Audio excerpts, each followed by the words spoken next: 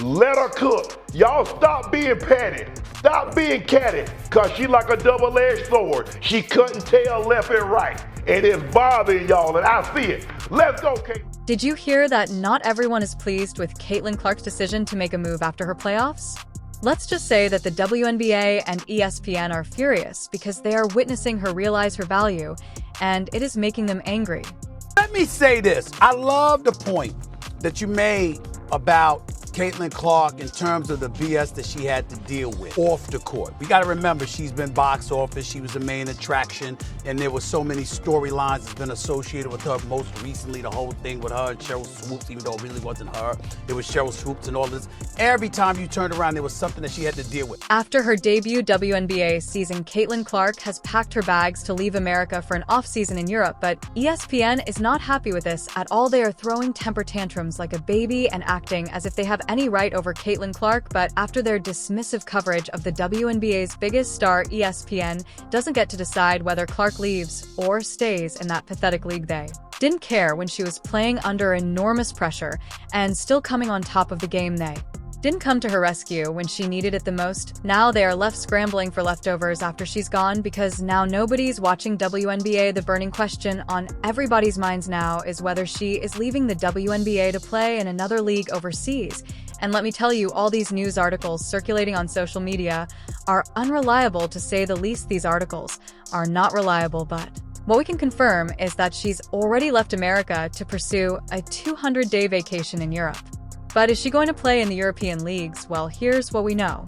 With that news, we've already heard from Caitlin Clark that she will not be playing overseas. She won't be playing in any organized basketball organization. She actually said that she is going to become a professional golfer during this offseason. Yes, you heard correctly.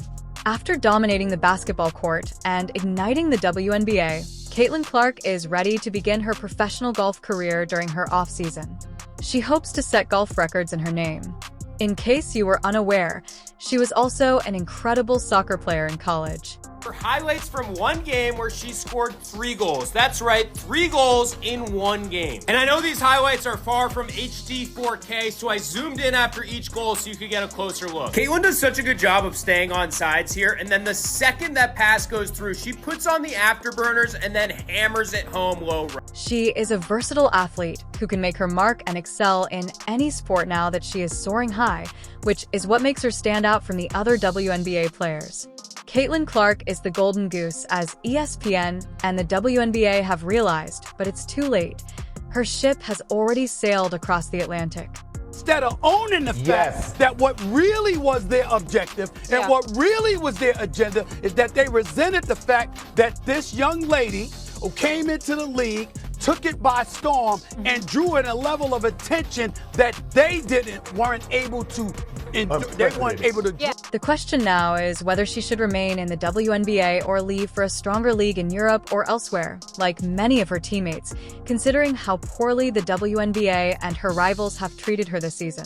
Now, during this offseason, the players are already moving around. So a couple players have already announced that they are going overseas. We have Kelsey Mitchell going to play in China, Nalissa Smith also playing in China, and Nalissa Smith is one where there was a big question mark around her if she would be returning to the Indiana Fever, but she'll be going to play in China, and Temi Fagbenle will be playing in Turkey. The dilemma here is whether Caitlin Clark should remain in the WNBA and risk additional losses of her fitness reputation and overall potential, even though she has stated that she is not joining any European leagues and that she may return to the league next season.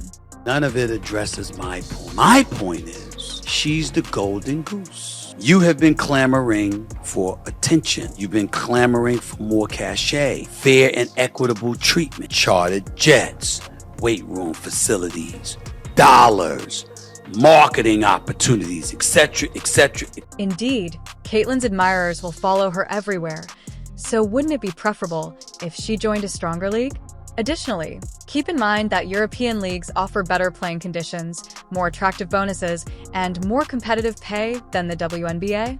WNBA season ending for many teams, there are already so many players heading overseas to play during the off-season. But with all of the drama currently surrounding the WNBA, on top of the low-paying salaries, some of these players are questioning if they'll even return. After becoming dissatisfied with the WNBA authority, many players have already left to offer their services abroad.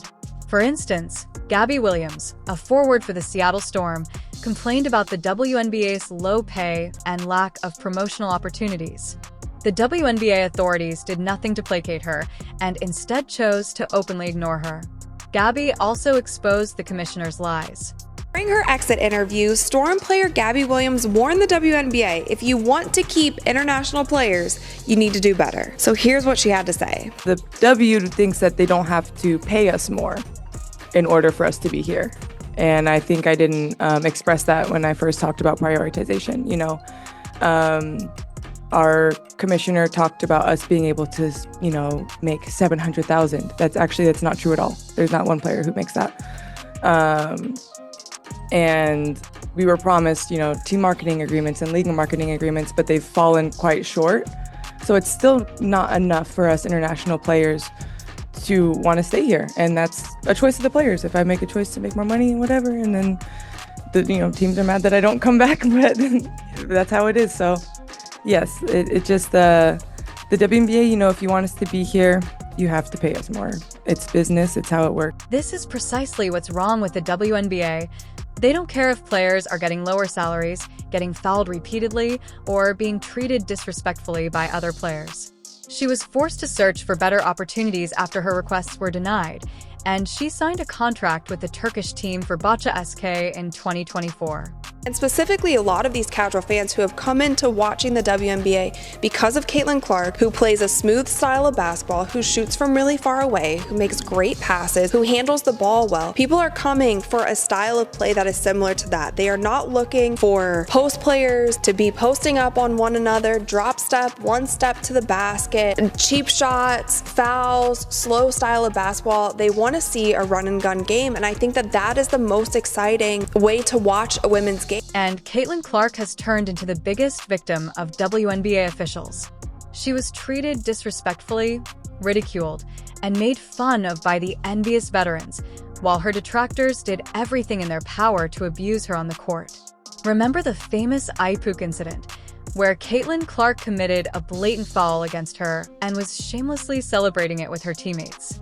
Once more, the WNBA purposefully ignored her fouls and did nothing about it. Kennedy Carter was now 12 points off the bench, and where was the outrage?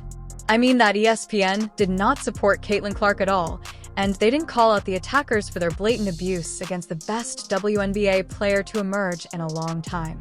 Kennedy Carter now with 12 points off the bench.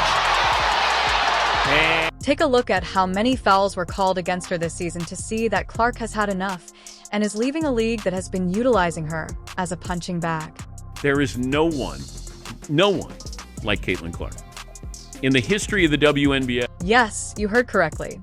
Why should Caitlin Clark, the WNBA's Rookie of the Year, stay? We know that she has helped the Indiana Fever play so well, and the team could have won that playoff game if Clark hadn't been hurt.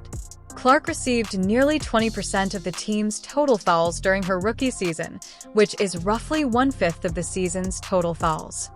That said, Caitlin Clark received 17% of the WNBA's flagrant fouls this season, and 80% of those flagrant fouls were committed by the Chicago Sky against Caitlin Clark. She had to defend herself physically against the constant fouls. Clark has admitted that she felt like she was being pounded. Issue in my question is, where the fuck are her teammates at? Where y'all at? Where the rest of the Indiana Fever at? I've seen a couple girls smirk when she's got knocked down, half-assed to pick her up. Like, y'all supposed to protect the asset, protect the star. And all this is the team, she's the star. You always protect your star. The physical defense she faced, the endless fouls, Clark has said it herself. She felt like she was getting hammered. She struggled with physical defense she's faced at the professional level and voiced frustration with the league's officiating, recently telling reporters, quote, "I feel like I'm getting hammered and everybody is physical with me, and opponents get away with things that other people don't get away with." That's what Caitlin Clark said. That is what she said, okay? But to me, it's a bigger issue going on. After her debut, Caitlin was filled arenas, selling out stadiums, and revolutionizing the game, while her team could barely draw a few thousand people before her. but we should have been giving her the credit. We saw the ratings, we saw the merchandise sales, we saw the attendance, but y'all want to make it about something else. Oh, what about the women that laid the foundation? What about this? What about it? That ain't got nothing to do with Caitlin Clark. Caitlin Clark is box office. She's doing this. And instead of giving her credit, y'all tried to make it about, oh, y'all poo-pooing the old. However, has ESPN treated her like the celebrity she is? Nope. They missed the mark, and now they're frantically attempting to maintain their reputation.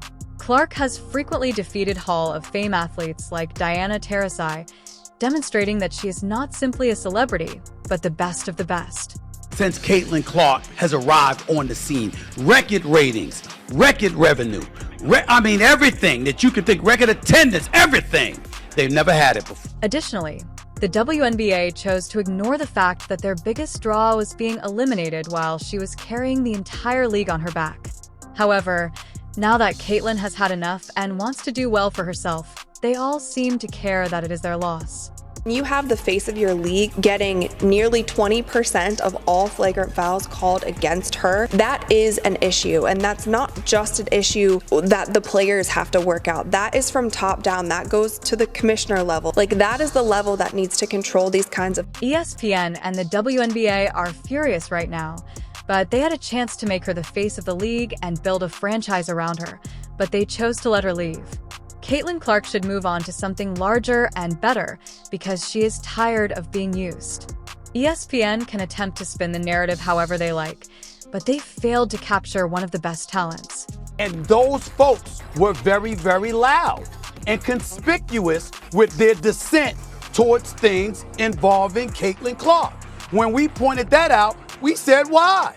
What was the necessity for it? Because a rising tide lifts all boats. And when we pointed out that those people were really loud and obvious in their disrespect for Caitlin Clark, we asked why it was necessary because a rising TI rises all boats. Therefore, we won't be seeing Caitlin Clark play basketball for a while. That's it, you guys. Caitlin Clark and the Indiana Fever were just kicked from the WNBA playoffs, and it looks like we're not going to be seeing Caitlin Clark play basketball again for another 200 days. An ESPN reporter said at the end of the Indiana Fever Connecticut Sun Game 2 that Caitlin Clark almost definitely will not be playing basketball this offseason. So no overseas and no 3-on-3 unrivaled league. And as Caitlin Clark left, the viewership was bound to go down. But what will this mean for WNBA ratings? During Game 1 of the playoffs, the Fever had nearly 2 million viewers tuning in, while all the other games had around 400,000.